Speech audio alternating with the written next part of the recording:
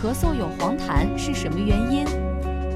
如薇医生特邀专家史弘洋，西安交通大学第2附属医院呼吸与危重症医学科副主任医师。咳嗽有黄痰的原因，比如说我们在临床上碰到的病人，他如果说有咽喉部的炎症，比如说他有一个急性咽炎的这种情况，他可能也会出现这种咳嗽伴有黄痰的情况。还有一些患者，比如说我们在临床上见到的慢性支气管炎急性发作，或者我们说的慢阻肺，它急性加重的时候，或者是一些支气管扩张的病人，它可能也会出现黄痰的这些表现。